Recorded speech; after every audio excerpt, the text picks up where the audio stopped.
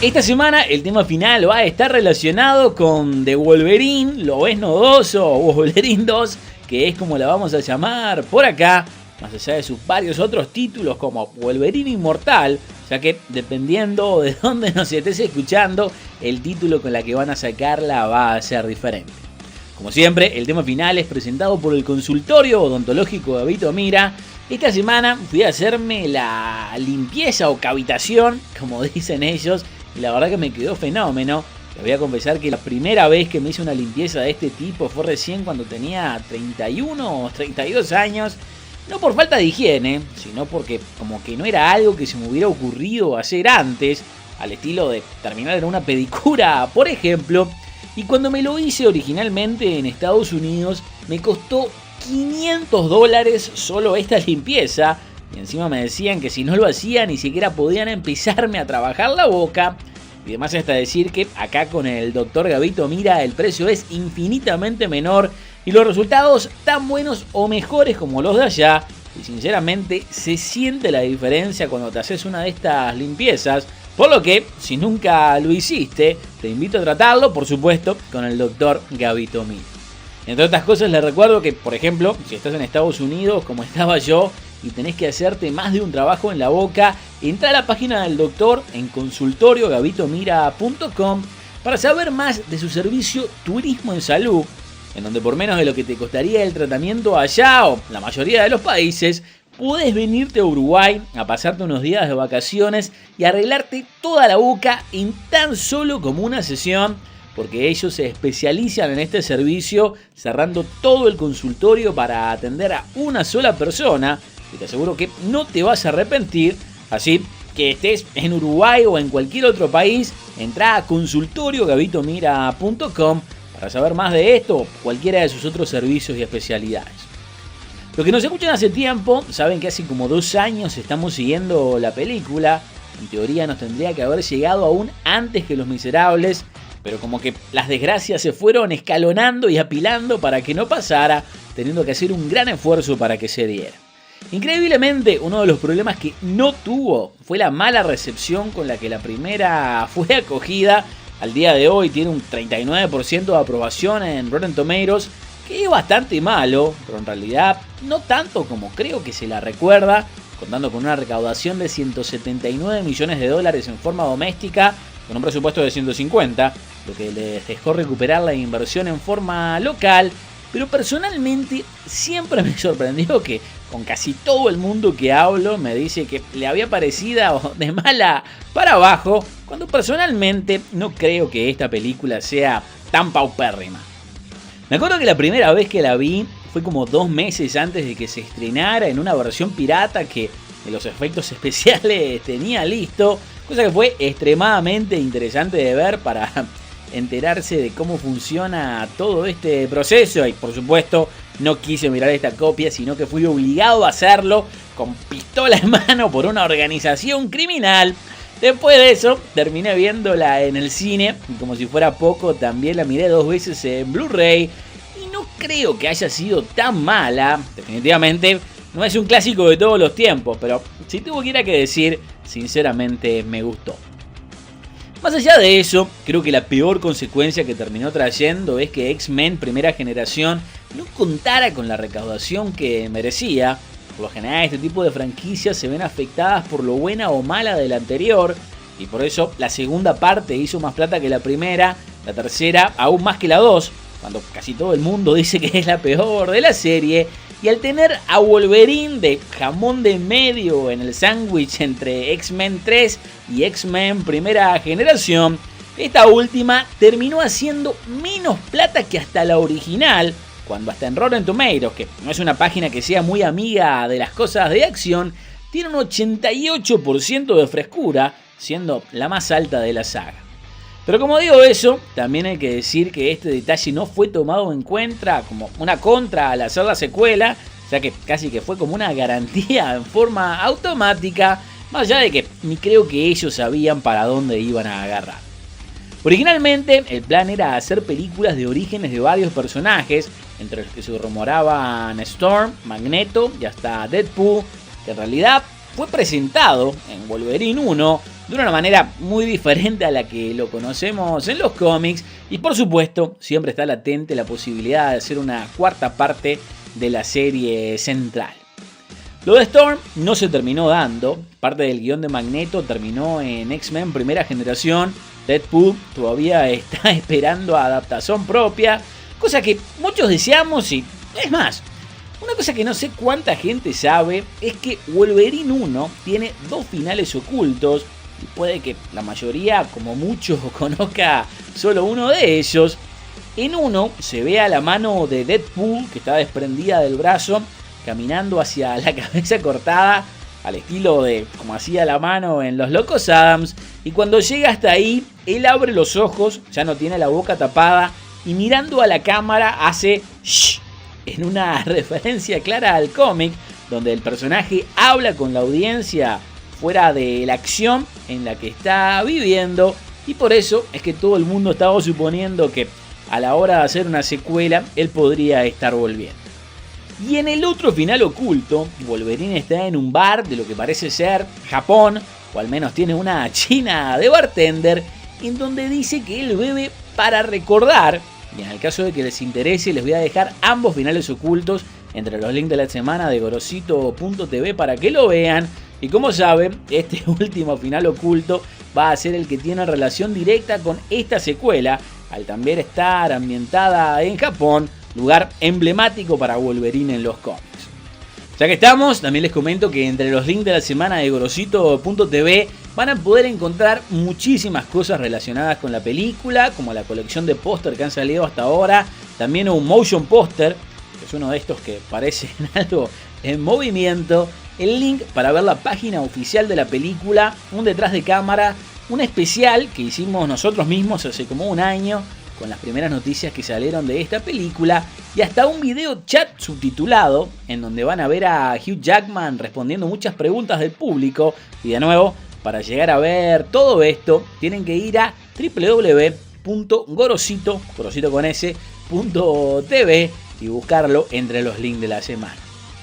La cosa es que para el 2010 todo estaba listo para empezar a filmarla. La historia iba a estar basada en la saga japonesa, inspirándose nada más y nada menos en la serie que hizo Frank Miller a principios de los 80, teniendo como primer candidato para dirigirla a Bryan Singer, director de las 2 primeras y casi que el padre de esta serie.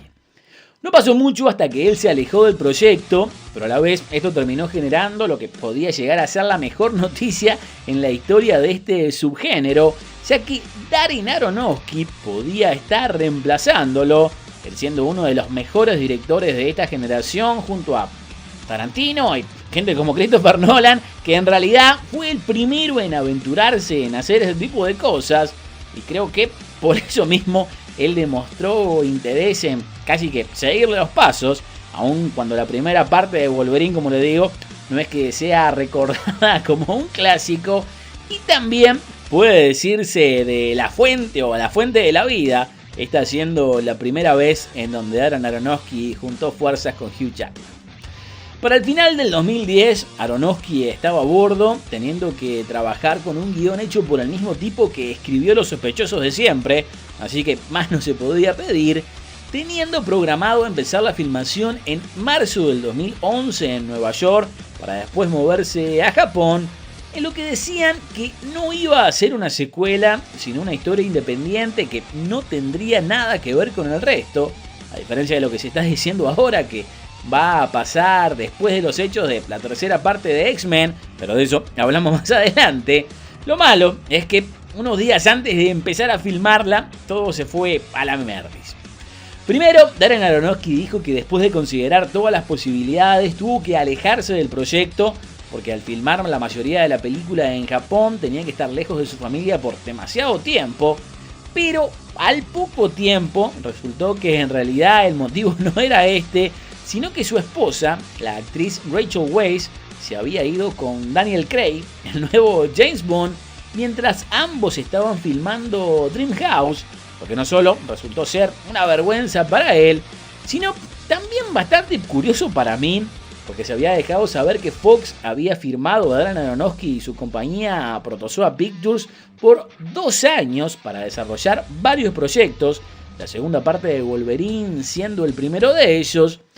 por lo que no entiendo cómo es siquiera posible que él se aleje así nomás, teniendo este contrato de por medio y que encima no tenga ninguna participación ni como productor ejecutivo en las cosas de Fox, y encima ahora la película que está haciendo de Noé hasta la hizo para Paramount. En esos momentos se pusieron a pensar quién podía reemplazarlo, entre los que se consideraron a José Padilla, Doug Liman, Antoine Fuqua, Justin Lin, Gavin O'Connor y James Mangold, pero menos de un mes después terminó habiendo un terremoto con tsunami incluido en Japón, en las locaciones que pensaban filmar, así que entre que no sabían si iba a haber una réplica de este terremoto, que los lugares que necesitaban estaban en ruinas y que encima había una planta nuclear que estuvo por reventar varias veces, decidieron poner una pausa a la cosa, no dejándola tirada, pero al menos sí en el tintero.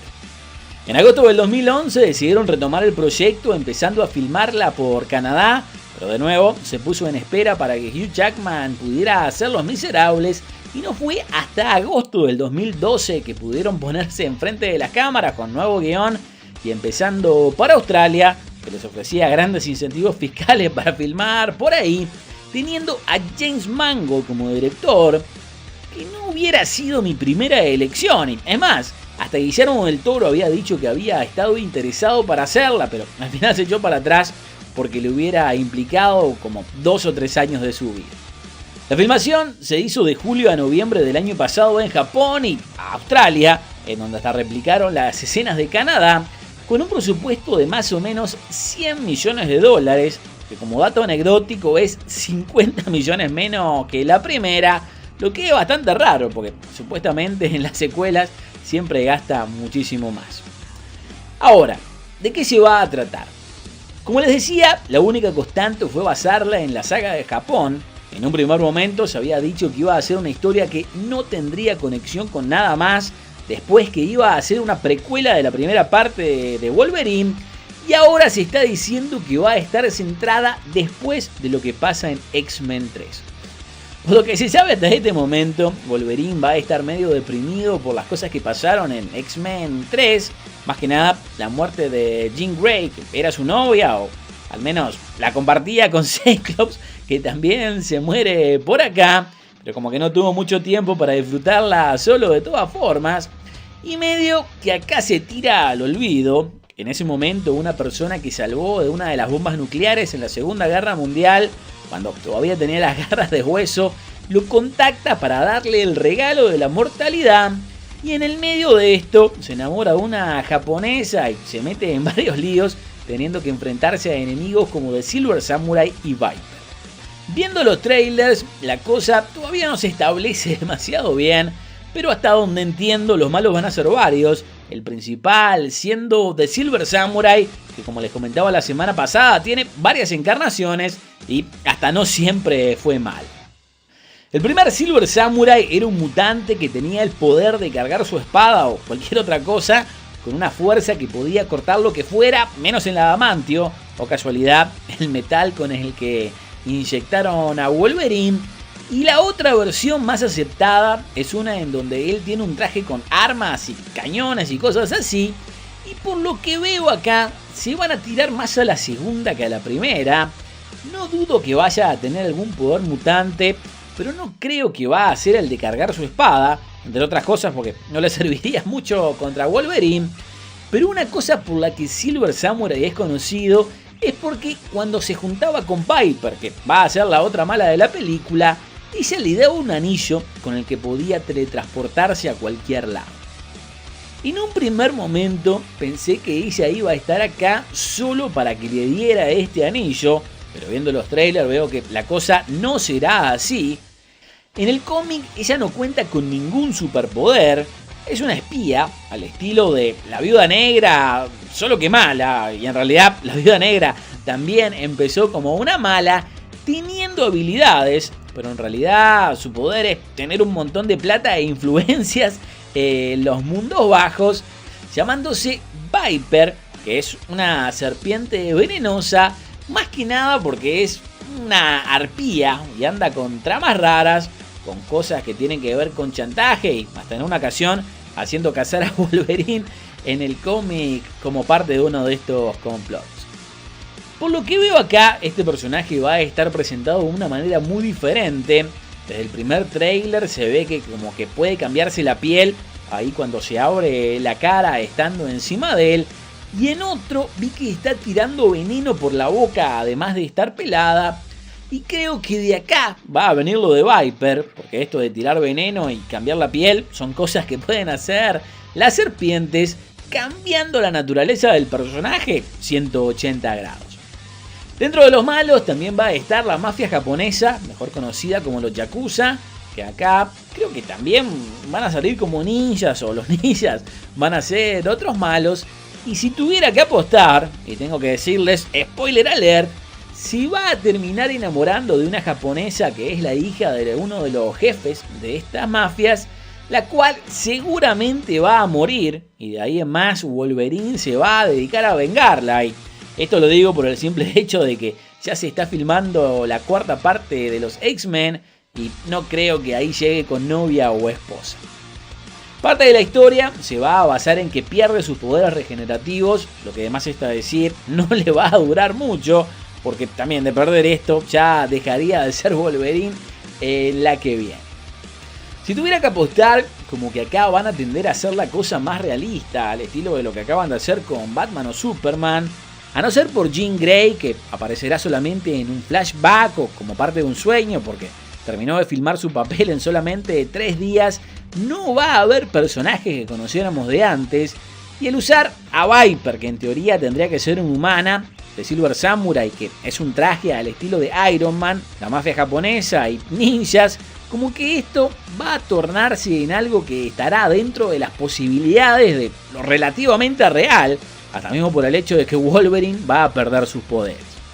También asumo que esta va a tener que ser una de las últimas oportunidades donde Hugh Jackman va a interpretar el papel. Me acuerdo que cuando lo vi hace un par de años en Real Steel ya estaba bastante devenido a menos, con más arrugas de las que tendría que tener alguien que supuestamente no envejece, ni hablar de Los Miserables. Y por más que acá se está echando un cuerpazo, hasta habiéndole pedido consejos para esto a Dwayne Johnson, los años no se los saca nadie de encima. Y puede que este sea el motivo para que hagan 2 películas tan juntas. Es más, si no fuera alguien tan importante, diría que van a matarlo. Y por eso acá lo están aprovechando por partida doble. Pero al ser la piedra fundamental de esta franquicia, de una manera u otra, como por ejemplo, hasta siendo interpretado por otro actor, estoy seguro que va a seguir. Por más que tienen a Hugh Jackman y se promete el cameo de un X-Men del pasado, que puede llegar a ser simplemente Jean Grey, el resto del reparto no va a tener muchas caras conocidas,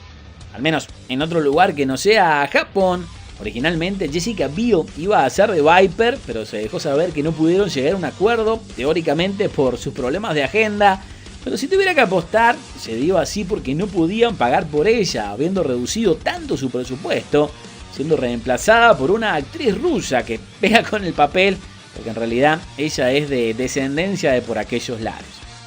Como está pasando en la mayoría de las películas al día de hoy, fue filmada en 2D para después convertirla en 3D, lo que no entiendo muy bien. Digo, ¿es tan difícil usar estas cámaras 3D? En mi opinión, las pocas veces que he visto cosas filmadas con cámaras 3D, se puede ver la diferencia cuando te pones los lentes en el cine, aun si sabes que no todo, sino simplemente parte fue hecho así. Pero esto de la postconversión por lo general queda bastante mal. Es más, sin ir más lejos, la de Superman, que hasta este momento sigo pensando que es la mejor película de lo que va del año, no es que valga la pena verse en 3D en lo absoluto. En una de esas, y esto está más que lejano de confirmarse y hasta el día de hoy no he sentido más que rumores al respecto, pero se llegó a decir que a la hora de ir al cine puede que no tenga solamente la opción de verla en 2 y 3D, sino que también es posible que salga una versión para mayores de 13 años y otra para mayores de 18, lo que en mi opinión sería la pegada del año y una gran moda a empezar. Pero más allá de los rumores, al día de hoy ni se sabe si siquiera filmaron las escenas que la haría calificar para mayores de 18 años. Y por más que con casi cualquier otra cosa diría que es imposible que se dé, por el simple hecho de que cuando sacaron la primera le pusieron un final oculto a una copia y otro final oculto a otra,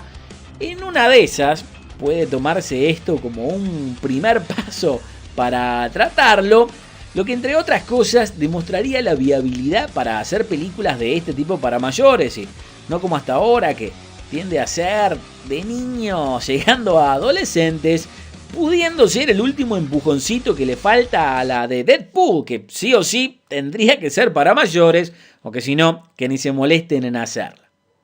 Antes de pasar al resumen y también contarles un posible spoiler, les recuerdo que el tema final fue presentado por el consultorio odontológico Gabito Mira, y para saber más de sus servicios, tanto para uruguayos como extranjeros, a través de su programa Turismo en Salud, la forma de llegar a ellos es yendo a consultoriogabitomira.com. Vamos a ver qué es lo que pasa con esto. De haber sido dirigida por Darren Aronofsky al día de hoy, sería la película más esperada del año en forma personal. Pero ahora, por más que no me faltan ganas de verla, está después de Iron Man y Superman y un poquito más arriba de Thor 2, que en mi caso no es que me interese mucho del todo.